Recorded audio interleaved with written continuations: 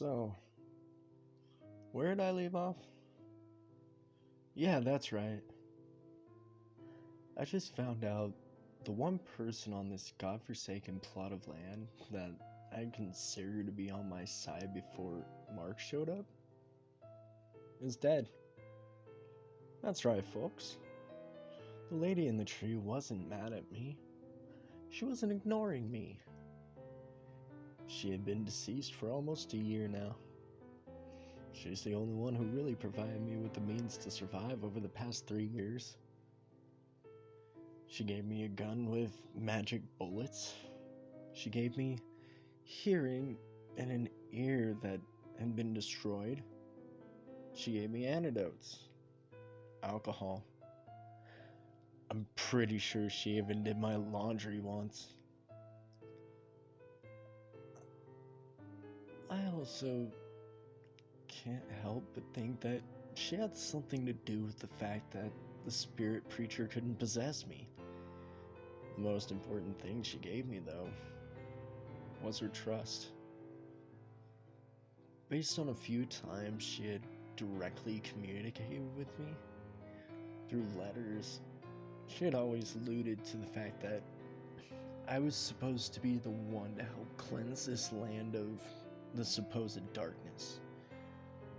Like, I was the chosen one or some shit. Whether I'm actually special or not, though, she trusted me absolutely. And I failed. In her mind, I was battling these monsters and scaring them away from here. I was the hero she had been waiting on. For she couldn't fight the creatures directly due to some sort of oath. In reality, all I've done for the past 3 years was dick around and get lucky. I've never gone out looking to solve the monster problems around here.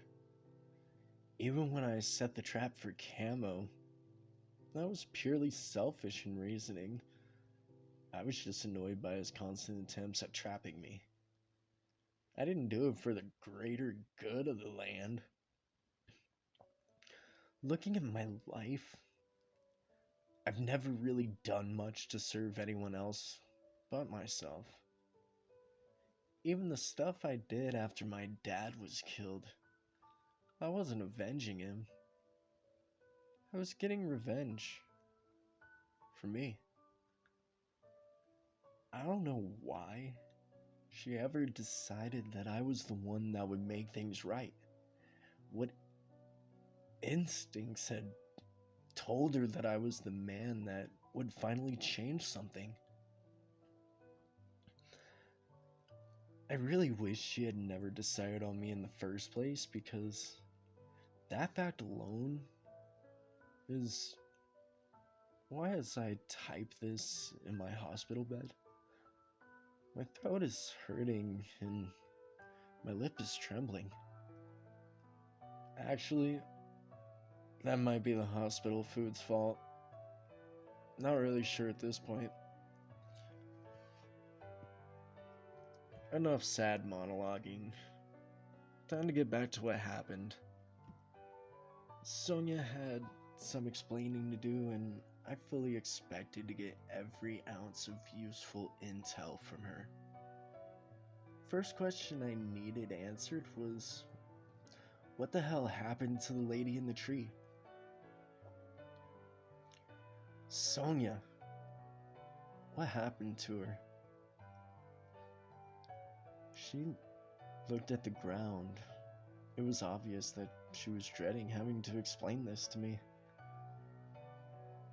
She snuck into what was left of my shelter in the middle of the night after Skinny attacked the Ponderosa. She told me. At this, Mark, who seemed to materialize from nowhere, cut her off. Look, I understand you want to get right to the part where the tree lady died. But first, there's some other questions that need answers. Why did Skinny attack in the first place? Do you know where he came from? Do you know how to stop him? I turned to argue with Mark because I was the one who wanted to get to the part where she died. But unfortunately, Mark was right. Yeah, as much as I want to hear about what became of the lady in the tree, we need to start from the beginning. Now, what was it that you were saying that some of these monsters popping up were your fault? I guess Mark hadn't heard that part of the previous conversation because now he looked at me with surprise etched into his face. Sonia was even slower to answer this time. Well, Cole, it wasn't my fault per se. You know how stubborn and persistent Hector can be, right? I didn't really like where this was going, but I had a pretty good idea. Yeah? I mean, he tried to kill me, what, 6 times, I think? Without thinking, Sonia replied, 9. But that's not what's important. What is important is that Hector has been trying to summon Cthulhu for years now, but in the last year, he's finally started having progress. Sorta.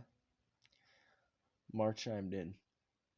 What exactly does this progress consist of?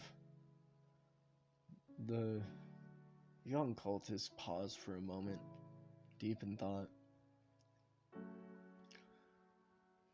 Well, that attempts at summoning rituals started working, just not as we planned.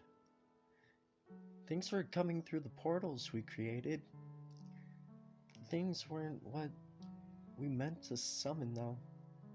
So far, we have summoned a 15-foot-tall cloaked tentacle man that has been kidnapping our brothers and sisters on a regular basis until recently. The baby doll monster you both just saw, and spirit that keeps creating minor inconveniences like broken plates and shoelaces being stolen from their respective shoes. But this last thing we summoned is by far the most vicious. Was the shapeshifter. I couldn't believe what I was hearing.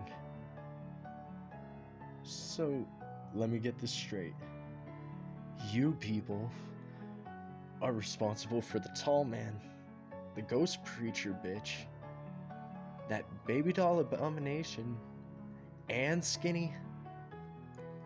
Was there ever a point where you thought, damn, these rituals aren't really helping us out very much, maybe we should stop?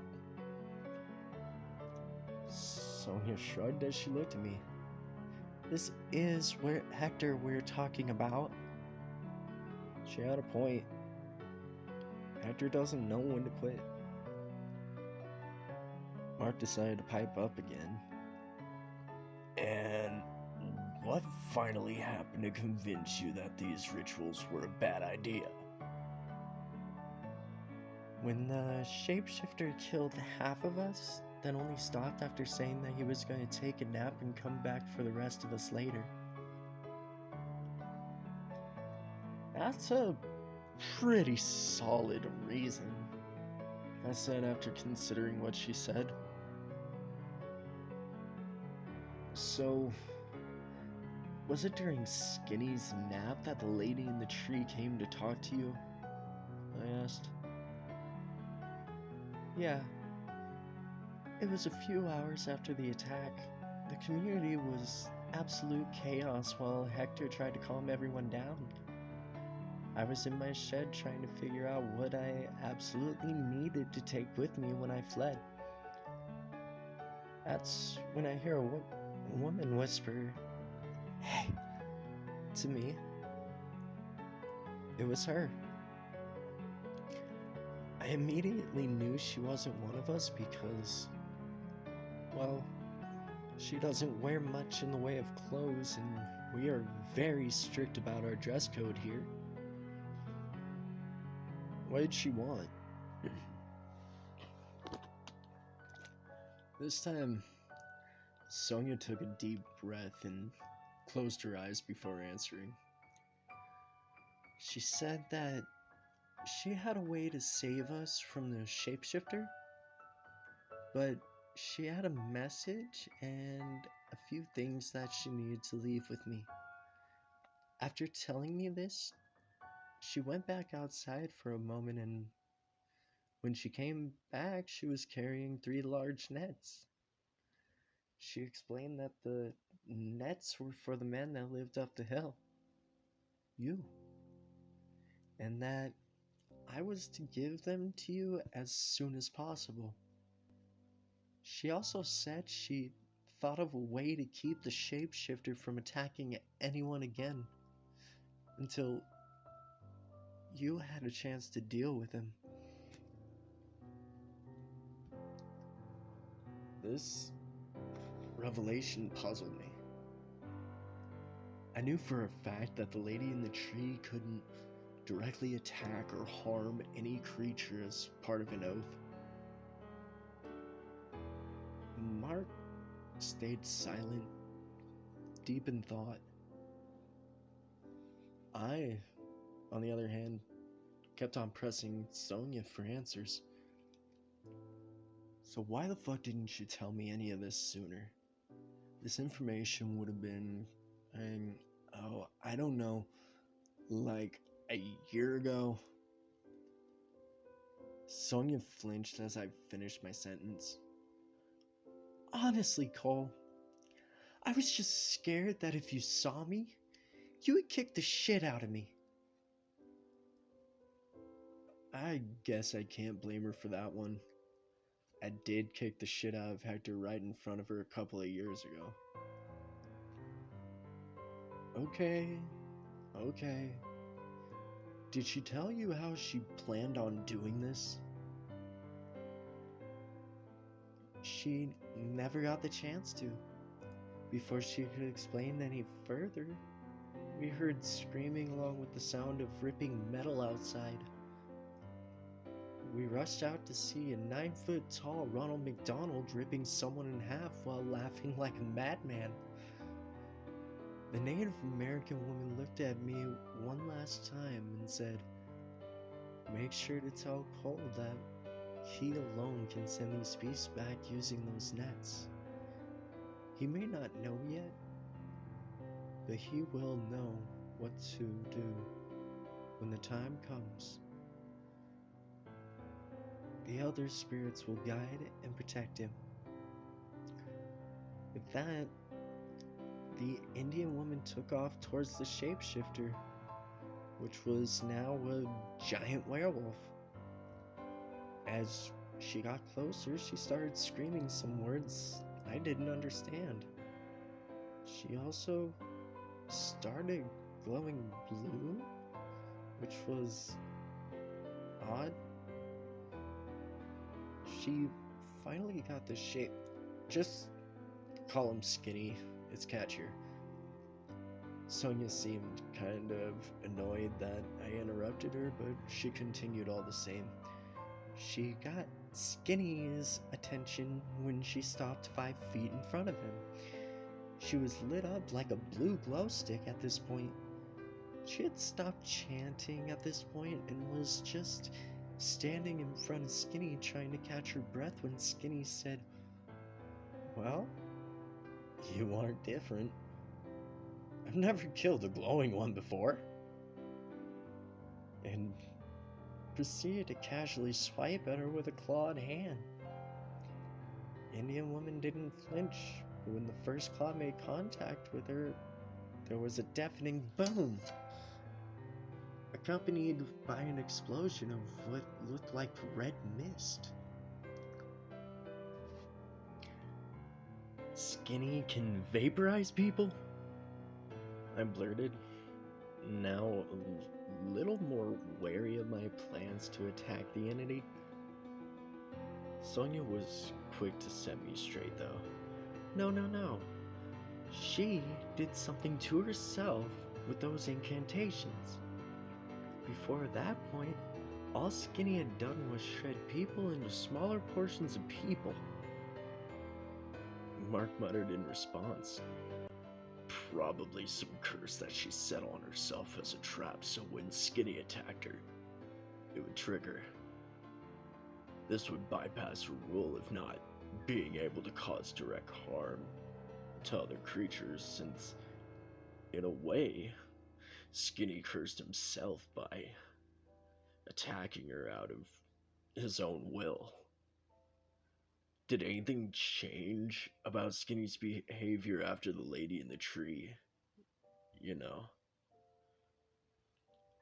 Mark slid his thumb across his throat in a slicing motion. As he finished, he glanced over at me with what looked like pity in his eyes. Yes, what was your name? His look of pity quickly turned into a look of annoyance. Mark, the expert said with a growl. Yes, Mark. His behavior did change. See, after the Indian woman disappeared, it only took a few seconds for Skinny to regain his composure. He almost immediately started laughing and said, "What the hell was that? A suicide bomber attempt? Pathetic!" However, as he lunged to grab yet another one of my sisters, he fell to the ground in writhing agony. He got up and tried again and again, but each time he attempted to attack someone, he was met with paralyzing pain. So, the curse makes it so that Skinny can't hurt anyone? I asked apprehensively. Because 6 months ago, Skinny smacked the dog shit out of me, and I almost died. Not quite. See, the curse has one catch. We found that out when Martin, Cthulhu bless his soul, tried to take advantage of his inability to attack and launched an assault of his own.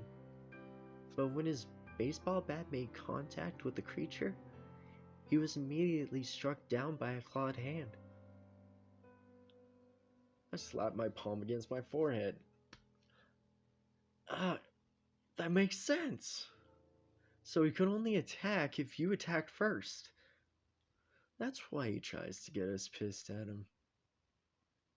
He made it seem like he was trying to lure us outside to disguise the fact that he was actually luring us into attacking him. Both Sonia and Mark looked at me somewhat startled for a moment before Mark spoke up. Cole, pardon me, but I'm honestly only used to you saying stupid shit. But I think you're actually right this time. I started to argue, but quickly realized he was right. Fuck you, Mark. So, do I kill or banish Skinny by tossing one of those nets on him and yelling whatever magic words come into my head? Wait. How the actual fuck do I know what magic words to use? Sonia answered me with, yeah, I I don't really understand that either, but let's just roll with it. Just then I heard Mark say, "What the fuck?" from right behind me. This was odd since Mark had been standing in front of me for a few minutes now. I turned around and sure enough, there was a second Mark right behind me. This meant that either Skinny just walked up pretending to be Mark, or even worse, he had been talking to us the whole time and now knew everything that we knew. Sonia and I both backed away from the Marks as they stared at each other in confusion, and then back at me. Then the Mark on the left yelled, "Throw the net on it! Now's your chance to end him!" The other fires back, "No! He's trying to trick you! Throw it on him, fast!" After a moment of thought, I said, "Okay. So, I think I have a way to figure this out." Okay, so, I think I have a way to figure this out. Whichever one of you is the real Mark has to punch the other Mark to prove you can attack first. Both Marks shouted, "But then he'll kill me!" At this point, Sonia whispered in my ear, "Damn, he's good." But I already had known what my next move was. "Sonia, give me one of those nets." As she handed me one of the nets that was laying on the ground next to her, I started walking towards the Marks until I was right in front of them.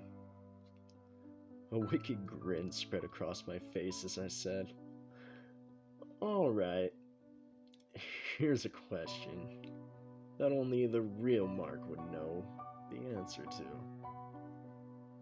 How did I get the tall man to run away?" The Mark on the left quickly responded, You cut off a tentacle. But couldn't Skinny have seen that?" And I looked Mark on the right to see how he planned to respond to the situation. All he did was squint his eyes at me and sigh. Then, in a defeated tone, say, "You took off your clothes and ran at him naked until he fled."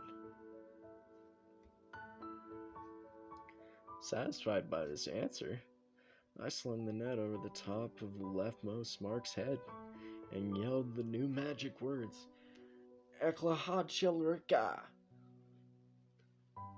Not really sure why the magic words that came out of my mouth were different from the ones that came when I got rid of the baby doll monster. But like Sonia said, I guess we just roll with it. As the runes that were carved into the rocks that outlined the net started to glow red and Skinny was swallowed by the smoke, I heard him utter, "No fucking way," in a deep voice. Then, as the smoke that swallowed him was blown away by a breeze, he was gone. Pretty anticlimactic, right? I was honestly kind of hoping for some badass battle where we fought to the death and I got to stab him with a magic wooden spear that was like a final gift from the lady in the tree or something, while saying something really cool. But in the end, Skinny was just defeated by an immature inside joke. That's it. I mean, yeah, the tall man is still out there somewhere, but Skinny is done. The lady in the tree got her wish. That's all I could really hope to accomplish. Mark was pretty pissed off at me for putting his life on the line like that and risking sending him to another dimension on the basis of him remembering an inside joke. In response to his anger, I just told him that I had faith in him, and in the end, that's all that mattered. All he said in return was, "Fuck you, I need a beer." I didn't tell him how I really figured out who was real when they both said, "But then it'll kill me," in unison. See, the new Mark that had just walked up shouldn't have known the rules of the curse since he hadn't been there to hear about them. All I could figure is that Skinny had probably been listening in disguise as a cultist and decided to enter the conversation and stop us before we came up with some plan to kill him. I really just wanted Mark to believe that I was dumb enough to put his life on the line for something that Skinny could have easily heard had he been eavesdropping at the right time. Serves him right for basically calling me a dumbass earlier. After Skinny was dealt with, Mark and I shared an uncomfortable couple of goodbyes with the cultists, most of whom hadn't even noticed what had happened, including Hector. Much less appreciated the fact that we just got rid of the single most vile creature that had ever inhabited this land. But I was okay with that. The fact that the lady in the tree's killer was gone for good was enough for me. Some of you are probably asking, wait, if that's all that happened, then why were they both in the hospital? Well, that actually happened when the headquarters of the monster hunting organization that Mark works for summoned both of us to be interrogated about the events that led to the destruction of Skinny. With what they knew to be an extremely high-level threat. After all the paperwork and questioning was over with, Mark offered to take me out for a drink. I accepted. Long story short, don't drink and drive, kids. They even took up our electronics for the first week we were in here. Claimed it was so they could scan them, but I knew it was just punishment for damaging a company armored SUV. Anyways, that's pretty much it for now. I'll try to keep posting, but now that Skinny is gone, the land seems a lot more relaxed. Hope y'all enjoyed the tale of how I finally killed Skinny. This is Cole, signing off. Hello everyone. I just wanted to say thank you to everyone who watches all these videos, likes them. It really does help. If you enjoyed this story, please like, subscribe, and share. And I'll see you again next week.